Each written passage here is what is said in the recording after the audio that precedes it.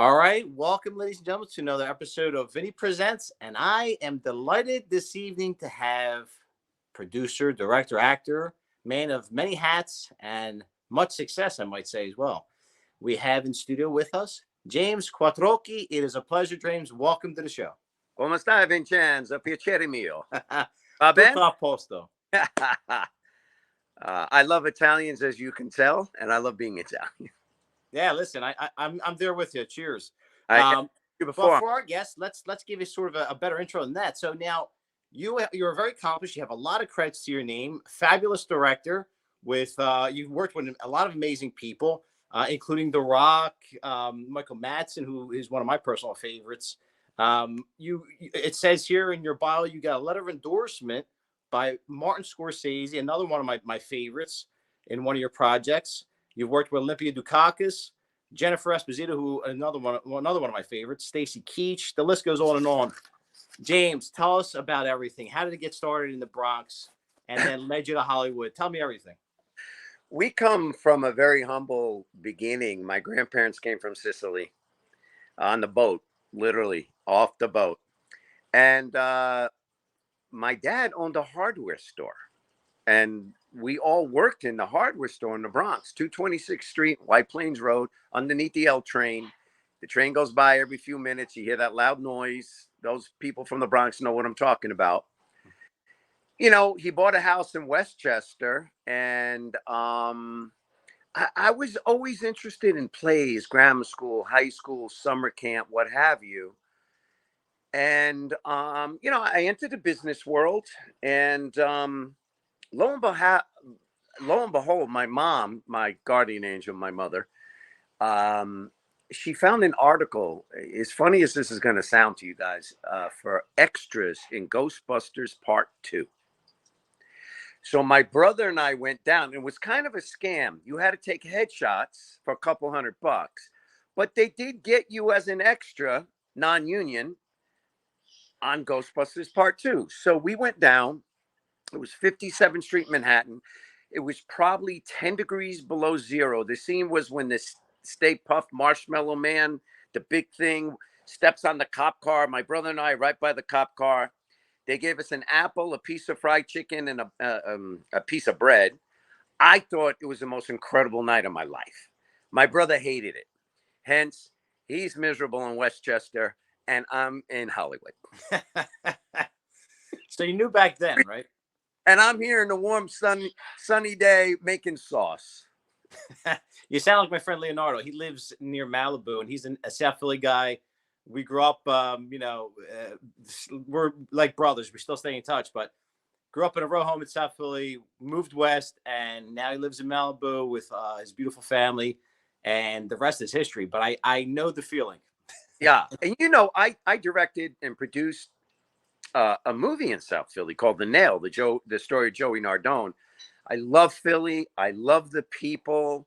The food is off the charts. I was there for about 4 months, living there for about 4 months, and met the nicest people in life, man.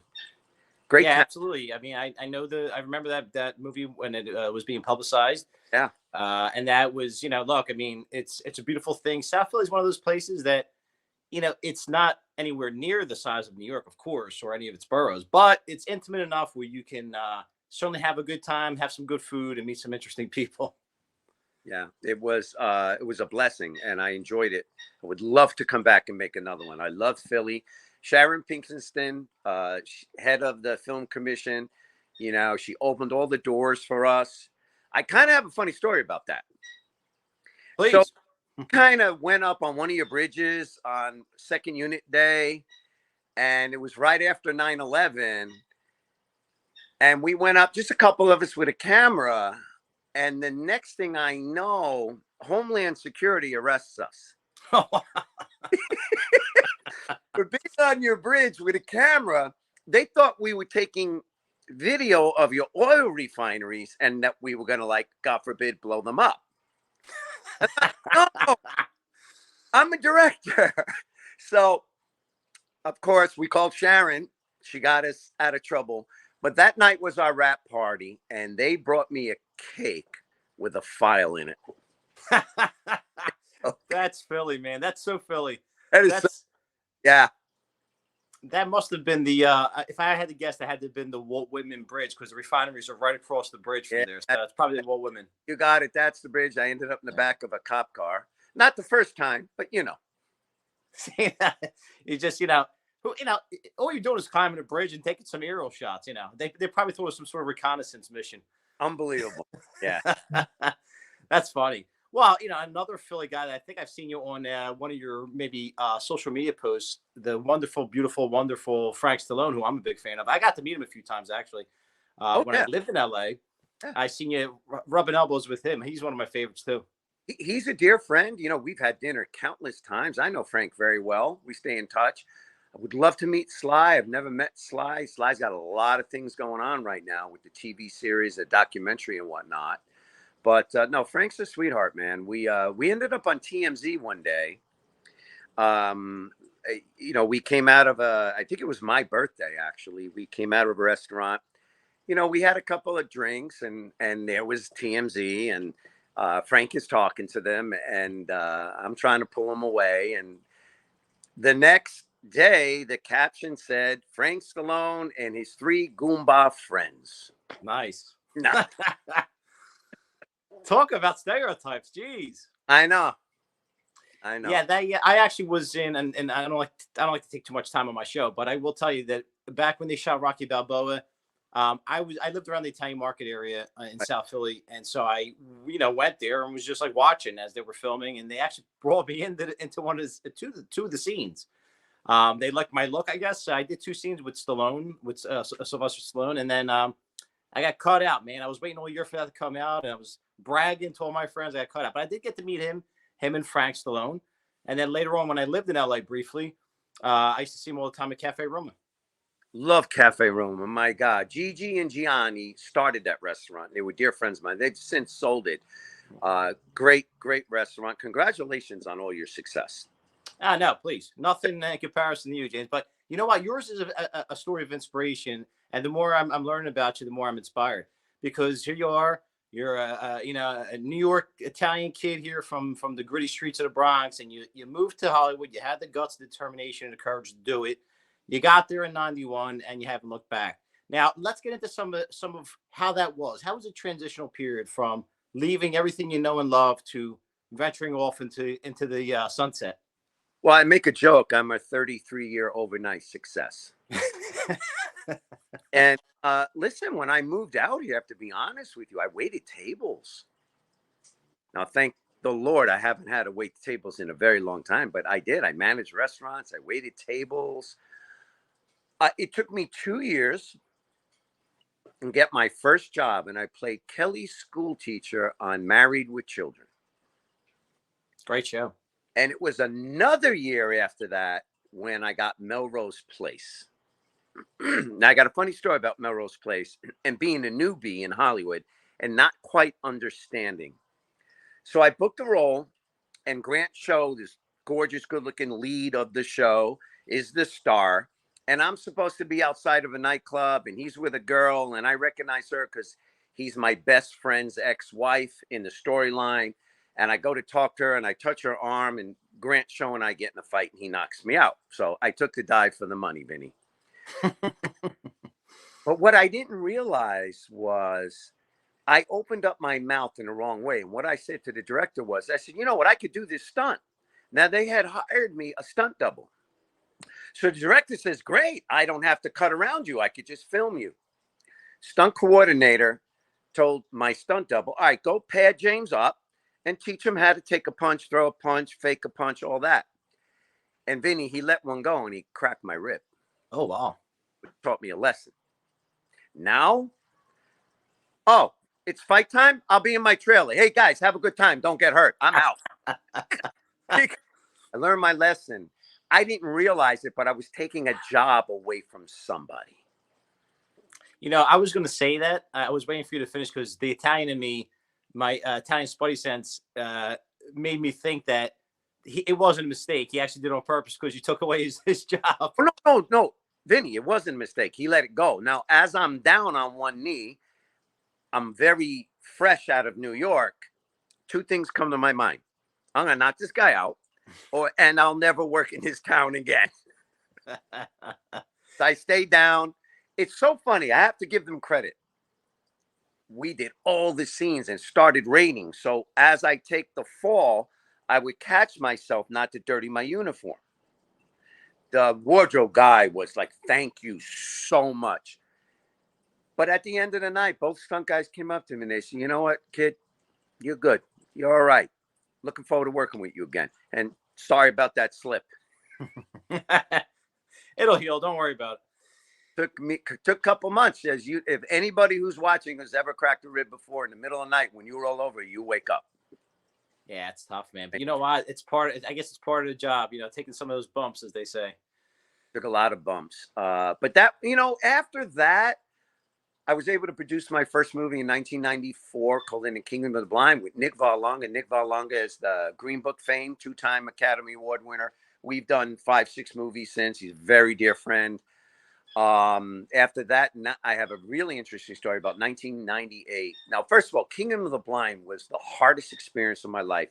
My first time producing a movie, raising money, getting money from friends and family, and fearful, am I going to be able to pay them back? Because I have a lot of honor like that. I was brought up that way. You take money from somebody, you pay them back. So 1998, I wanted nothing to do with a movie. And 2 of my dear friends came to me and said, "Come on, man, let's make another movie." And they talked me into it. And I'm just going to tell you something about life in that movie. So like you had asked me a question the other day, what was the greatest thing you've done so far in your career? And I would have to say 1998, True Friends, the one Martin Scorsese sent me a letter on. We wrote it in 12 days. It was based on a true story. It poured out of me.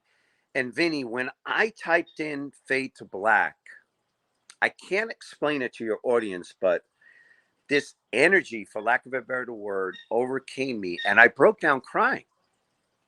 I had no idea what it meant. But this little voice went off in my head. When I say little voice, I actually heard a voice straight up. It said, "You have to direct this movie." Now, my friend is in the room. He's like, "Bro, why are you crying? Are you okay?" I said, "No, I'm okay. I'm all right. But I have to direct this movie." And he looked at me. He said, "Well, what do you know about directing?" And I said, "Nothing. Absolutely nothing. But I have to do it." That was 6 film festivals later. The best up-and-coming Italian-American film festival. Franco Nero came from Italy, handed me an award at the Beverly Hills Hotel. Letter from Martin Scorsese. AMC Theaters ran my movie throughout California for 1 year in the theaters. Wow. That's beautiful. Beautiful. This is a $500,000 budget movie. Like, we had no money. And so as artists, we go through a lot, right? Pain, rejection, why didn't I get that job? They don't like me, whatever, whether you be actor, artist, music, sculpting, painting, what have you. I was in a Rite Aid while the movie was in the theaters, and I was buying film, and this young lady came up to me. She goes, "You're the guy from True Friends." And I humbly said, "Yes." She said, "Your movie's about friendship, and I have to tell you, it touched me so much that I called my girlfriend from college. She was my roommate. We haven't spoken in a few years. And because of your movie, we're having lunch next week." And she hugged me and she left. I went back in my car. And this was the bookend to the breaking down from the beginning, because I broke down again. And I realized that as artists, and you're an artist, and some of your people watching are artists, what we go through and the rejection that I talked about was all worth it in that one lady, because we help change the world with our powerful medium, and we make people fall in love again, and we make the audience inspired, and we make them feel emotions, and we change lives. So we have an important job to do, and that's why we need to stick out the rejection and everything we go through. I call it the crap, right? Because what we do is very important. We color the world. We make the world a better place to live in.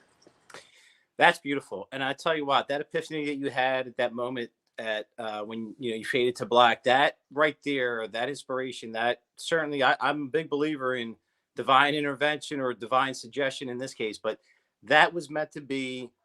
And you'll probably no one will ever know how many lives were impacted by your creativity. So that's I beautiful, man. 98, I still get emails occasionally from somebody that watched it. I was in Vegas and people are staring at me. I'm like, why are people staring at me? Oh, it's playing at 2 a.m. You know, when we get off of work, you're the guy, you know, like, well, it was really cool, you know, and yeah, very blessed, and it was divine intervention. When I tell you, Vinny, I heard that voice as if you were talking to me, that you were in my ear saying you have to direct this film, and I did, and it's paid off. And I've directed 10 movies since then. I've produced 21. That was really the start of people hiring me because they love that movie so much to help them and to make their movies. So yeah, I was very blessed. Yeah, I'm an amateur screenwriter, but I feel that, and I think you may agree. What we write, what we do, whether it's directing, writing, whatever it is, the last thing I believe we think about is the money. It's more about the creativity, the catharsis that happens, the inner pain and joy that we want to communicate to others. Is that right? 100% right. And I have to tell you something. I'm going to quote the words of Hemingway because writing is very painful. For me, it's painful because, like you said, you have to go to those emotions. But Hemingway said, just sit down and bleed. Just bleed it out.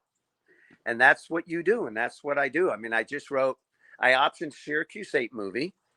Took place in the late 1960s about racism at the Syracuse football team, college football team. I wrote that screenplay. We have a pitch deck. We're pitching it. And I'm about to write a New York story, which takes place in 1940s, based on a true story. And I have to sit down and write that. So, yeah, I have to motivate myself to sit down and to write. Well, in doing that, though, I think it's sort of like one of those cars. It takes a while for it to start up, but once it goes, it keeps going, right? You know, you mentioned something before. I have to tell you, when I did Jungle Cruise, because you said, well, you got cut out of a movie, right? So I do Jungle Cruise, $200 million budget movie. I'm there for 2 weeks, and they're way behind. So they come to me and they extend my contract, which was absolutely fine by me. And all my scenes are with The Rock, right? So I do all his close-ups on the back of my head on him.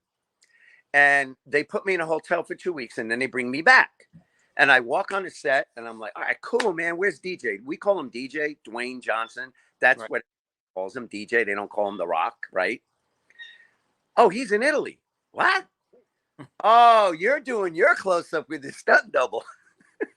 Oh, wow. Of course, the stars are not going to stay with me and do my close. So his stunt double was named Miles, looked just like him, same size, same tattoos, sweetheart of a guy, great actor. So when you watch the movie, when I'm on camera, that's not The Rock. But when Man. I'm on camera, that's me. But now COVID hit, right? Disney shelved the movie for like 2 years, paying interest on $200 million. Now, the benefit of me is, as an actor, we don't get residuals in the theaters. We get residuals, everything else, streaming, DVD, VOD, whatever, foreign, domestic, but not in the theaters. Nobody went to the theaters to see this movie. Everybody was afraid of COVID, so they streamed it. So my first residual check was stupid amount of money. But now it comes out on a Friday. And I'm like, all right, I'm going to rent it tonight. I'm going to see if I'm still in it. I had no idea if I was still in it. It's about 2:00 in the afternoon. I get a call from my nephew. He goes, Uncle Jay. I said, yeah, Anthony, hi. He goes, Grayson thinks you're the coolest guy on the planet. We just watched Jungle Cruise. I go, I'm in it? He goes, all over it. I go, oh, thank God. I had no idea. My nephew told me I was in it. Wow. Well, it's reassuring, I hope. My little nephews were like, wait a minute, Uncle Jay is in a movie with The Rock? That is really cool. Well, I mean, even though it was a stunt double. Like, all right, did you fight him? I'm like, oh, yeah, I took him easy. the beauty of Hollywood magic, right? Yeah. A lot of fun. That's so, with And now you're also part of many different guilds. You're in the DGA, right? You're in SAG, and also a Teamster. So I guess me as sort of new to the business to an extent. Is it where do you really love to do you love yourself as the actor? Do you love yourself as the producer, as the director? Where do you really feel most beneficial or comfortable? Well, I'll answer that in a second. I love all my unions. I'll start with I'm a local 399 Teamster. I've worked my way up. I'm gang bossing, coordinating captain. I just did Megan Stallion Nike commercial. I just got off a coordinator of a show called The Family Business, which we'll talk about in a minute because I'm also Rocco on that movie. I'll tell you how that transpired. But I love being a Teamster. Teamsters make the world move, man. I mean, it's not just Hollywood. It's everything. Trains, planes, automobiles, UPS, you name it. They move stuff. Hardest working men and women, I swear. And DGA, I love directing. I really do. I love Jeffrey Heimer at the DGA. Is a very dear friend of mine. He's a higher up. He's always there in my corner. I dig that guy. I joined SAG after Goodfellas. I got my SAG card at Goodfellas from Marty. And so I love all, but if you give me the magic wand, what you were saying, I would just be an actor. If you give me magic wand, I want to tell you about real quick about the family business. So I got a call. Their transfer guy had quit, and I had a 25-year relationship with these folks at the family business. So the family business is they just did season 5 on Netflix, and season 6 starts soon in LA and New Orleans. So when I started the show, I really helped him out a lot. And I said to the showrunner, Carl Weber, wonderful guy, and the rest of the writers, I said, so when are you guys going to put me in the show? And they laughed at me because they thought I was just a Teamster, right? And they said, well, what do you mean? I said, well, I'm an actor. Why don't you watch my demo reel on IMDb? They watched, and they came back to me the next day. They said, be careful what you wish for. And they wrote, Vinny, they wrote me in 10 episodes. Wow.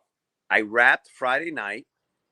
They give me this big cheer clapping thing. Rocco's rapped. That's my character, Rocco. I work for Antonio. And the next morning, Saturday morning, which was yesterday, I texted the showrunner, Carl. I just thanked him for blessing me with a season of Rocco, And I said, I don't know how to ever say thank you. Thank you's not enough, but you blessed me, and God bless you, and thank you. And I look forward to seeing you again. He goes, well, you're going to see me again. You're in season 6. So I just found out I'm in season 6. Congratulations. Wow, Yeah. man. That's beautiful. I love Beautiful. the character. The character's a lot of fun. He gets to speak Italian, like you and I talked about. And I work with a wonderful guy by the name of Mario Di Donato. And he's fluent in Italian. So we'll get together 2 days before and rehearse. And so I fake it, using your words, man. I fake it good enough that Fake it till you make it. James, listen, that's first of all, let me congratulate you. That's wonderful. That's beautiful news. Very good that you said something, you spoke up for yourself, and that should be a lesson for everybody out there. Always be your own best advocate. So very good. what they say, the squeaky wheel. Gets the grease. But if it squeaks too much, it gets replaced. There's that fine line on set. I mean, I see it. I'm like, oh, that guy won't be back. I see it. Like, okay. And I had to learn, believe me. I made a lot of mistakes. I still do. I think as I get older, they say, stop and smell the roses. Vinny, I appreciate the smell of coffee in the morning, man. I make a cup of coffee. I'm in heaven. All right. I lie in bed. I wake up, play the phone a little bit. You know what? I don't have to go to work today. I'm going to actually stay here an hour more. And then I go to the gym. I love going to the gym every morning when I'm not working. I love it. I love cooking. Like I said, I'm making cacciatore today. I really enjoy the simple things in life. I've tried to simplify and just slow down and enjoy the moment, in the moment.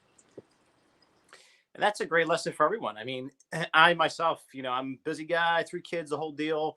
But I do stop and say, okay, let me be very grateful for all the blessings and all the Yes. good stuff that's going on. And Yes. simplicity is best, definitely. Look, not me. Listen, I go to church every Sunday like a good Italian boy. Right? I still have the guilt. I do that. But every time something wonderful happens in my life, and I pray every morning and every night, but I always say thank you. Thank you to the powers above. Call it what you may. In my humble belief, someone created all this beauty and created us. So I give thanks. That's all. Very simple. I'm right there with you, James. I feel the same way, and I never, as also a Catholic Italian boy, with the everlasting guilt, I also make sure that I always, try to do the right thing and Yeah. hopefully accomplish whatever my mission is. I actually got 5 people to come to church with me today that Nice. had never been to my church. Beautiful. Yeah, I miss it out there, man. I have to make a trip back out. I haven't been there since 2008, I believe. But I Okay. used to I remember I used to wander around Beverly Hills and West Hollywood, and I Well, worked at Il Fornaio for a bit, so it was a lot of fun out there, man. yeah, Il Postino, another great restaurant. Yeah. Giacomino owns that. My friend Angelino, he owns Angelino Cacciatore in North Hollywood. You're my guest, my treat when you come out. It's right across from St. Charles Church, a beautiful block. And he's from Rome, and he cooks special for us, and you'll love it. You know what? Thank you, James. You know what I always felt was very interesting when I got there? I've never seen another place besides New York that had so many Italians, like from Italy, Yeah. and it was a beautiful thing. And when I got there, I was speaking a lot of dialect, and I was getting constantly corrected by the Italians, but it was a lot of fun. While we were talking about church real quick, I want to give shout out to Kevin Sorbo. Kevin Sorbo was Hercules on the series, if you remember. Absolutely. Good looking guy, big, tall, very jealous of him. But I'm his producer and I do his second unit directing. He always gives me a great role. We've done 3 faith-based movies together with his wife, Sam Sorbo, my line producer, John Duffy, dear friend. He's a brother from the Bronx. I love him. And Kevin has blessed us, and we've made 3 movies together. We're about to do another one, God willing, soon. I fell in love with Calgary, Alberta. The people up there. We made 2 movies there, and we're very close to green lighting a Christmas movie. Wonderful Christmas movie, which it touches my heart because Christmas is my favorite time of year. That's since I was a kid. Christmas is it. It's very magical for me. So I'm waiting to hear. It could be any day. We'll get the green light on the money and we'll go make a really incredible family Christmas movie. That's wonder. And listen, I can't tell you how much I enjoy my wife and the kids. We love watching nice, wholesome Christmas movies because let's face it, it's a minefield whenever you turn on the TV these days. So we look forward to good quality, wholesome content. Yeah, I'm very proud. I try to be selective, Vinny, on what I choose. And this Christmas movie is something I choose. So yeah, keep your fingers crossed, and we'll see if we get the green light. I'll have to start that in the next few weeks. Beautiful. I love it. And we're here to support you, James. Now, before we wrap up, why don't we tell everybody? I mean, you're everywhere, but let's tell them specifically where they can find you. Well, my director's website is jamesquattrochi.com. Very simple. You can go on my IMDb, look at my demo reel if you'd like, see some of the stuff I've done. My agents, managers, contact information's up there. And if you guys listen, I'm not, I'm not Martin Scorsese, but by any means. But if anybody on your team there and your audience, who I adore, by the way, need any advice, they could reach out to me or reach out to me through you. I'm always there to answer an email, a text message, take a phone call, and just help someone get started. I think giving back, it's more for me to give back. I get more joy to giving back probably than the person I give back to because it makes me feel fulfilled. And that's a testament to your character, James. Thank you. Any words of encouragement for those that may be watching that are maybe a little scared to step out of their comfort zone, or maybe they believe they don't have what it takes? What would you say to that person? Two or three things. One, like I did, listen to that little voice in your head that goes off. Remember what my friend said to me? What do you know about directing? Nothing. I've directed 10 movies. Second unit directed. I can't count how many. And for those of you that are thinking about quitting, I'm going to quote Harrison Ford. and this is something I remind myself of every single day. I say these words in my mind. Here it is. Write it down. The only difference between them and me is I stayed one more day. Beautifully said. James, it's been such a, I mean, this has got to be one of my best. I really, really enjoyed this interview with you. And I got to tell you, I'm dying to see everything you've done more so now. I've and I've seen some stuff, but now I gotta really binge watch your stuff. So, James, again, thank you for blessing us with your appearance on this program. I look forward to maybe doing it again, maybe in the future when you want to come back and talk a little bit about more about some projects that you got going on. We'd love to have you. Any final departing words? Well, Vinny, it's been an honor. I love you, brother. We're in contact on Instagram. We talk all the time. You know, we like each other's stuff. I'll leave you with a funny quote. It's a true quote. I was in court, and I was a witness for something else that happened on a set as a consultant. And the judge said to me, "Mr. Quattrochi, has anyone ever gotten hurt on one of your sets?" And I thought for a moment. I said, "Your Honor, just me." He goes, "Well, how did you get hurt?" I said, "When I read my reviews." I'm sure he got a laugh out of that. The whole courtroom cracked up when I read my reviews. Well, what do they know anyway? But anyway. James, again, it's been a pleasure, folks. We're going to make sure we leave links down in the description box. So check it out. Make sure you're closely following and supporting all of James' work. And please, if you haven't already, please subscribe to my channel. I appreciate it. And with that being said, James, it's been an absolute pleasure again. Thank you so much. Happy Sunday, everybody.